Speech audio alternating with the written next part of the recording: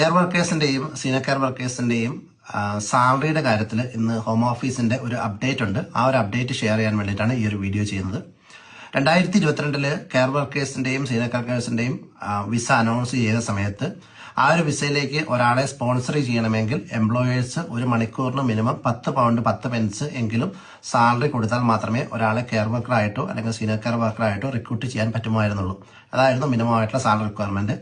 എന്നാൽ കഴിഞ്ഞ വർഷം ആ ഒരു സാലറി റിക്വയർമെന്റ് എന്ന് പറയുന്നത് 10 പൗണ്ട് 10 പെൻസിൽ നിന്ന് അത് 11 പൗണ്ട് 90 പെൻസിലേക്ക് അവർ മാറ്റിയിരുന്നു. എന്ന് വെച്ചാൽ ആനുവൽ സാലറി എന്ന് പറയുന്നത് 23,200 പൗണ്ട് എങ്കിലും മിനിമം സാലറി കൊടുത്താൽ മാത്രമേ ഒരാളെ സ്പോൺസർ ചെയ്യാൻ പറ്റുകയുള്ളായിരുന്നു.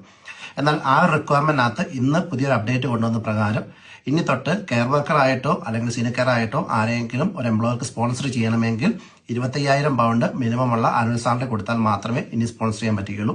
അതിന്റെ അവർലി റേറ്റ് എന്ന് പറയുന്നത് ഒരു മണിക്കൂറിന് 12 പൗണ്ട് 82 പെൻസ് എങ്കിലും പേ ചെയ്താൽ മാത്രമേ ഇനി എംപ്ലോയർക്ക് നിങ്ങളെ ഒരു കെയർ വർക്കർ ആയിട്ടോ അല്ലെങ്കിൽ സീനിയർ കെയർ ആയിട്ടോ സ്പോൺസർ ചെയ്യാൻ പറ്റുകയുള്ളൂ. നിലവിൽ കെയർ വർക്കർ വിസയിലുള്ളവരെ ഇത് ബാധിക്കുന്ന കാര്യമല്ല. അവരുടെ വിസകൾ റിന്യൂ ചെയ്യുന്ന സമയത്ത് മാത്രമാണ് ഈ പറയുന്ന പുതിയ സാലറി ക്രൈറ്റീരിയ മീറ്റ് ചെയ്യേണ്ട ആവശ്യമുള്ളൂ. ഒരു കാര്യം ഓർക്കുക, ഏപ്രിൽ 1 തീയതി തൊട്ട് നിലവിലുള്ള മിനിമം വേജ് എന്ന് പറയുന്നത് 11.44 നിന്ന് 12.21 മാറുകയാണ്.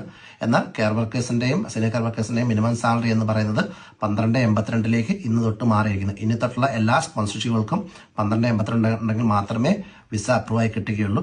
ഈ ഒരു അപ്ഡേറ്റ് ആണ് ഷെയർ ചെയ്യുന്നത്. ഇതിനെക്കുറിച്ച് എന്തെങ്കിലും സംശയങ്ങളോ കാര്യങ്ങളോ ഉണ്ടെങ്കിൽ ഇതിന്റെ താഴെ കമന്റ് ചെയ്യുക. താങ്ക്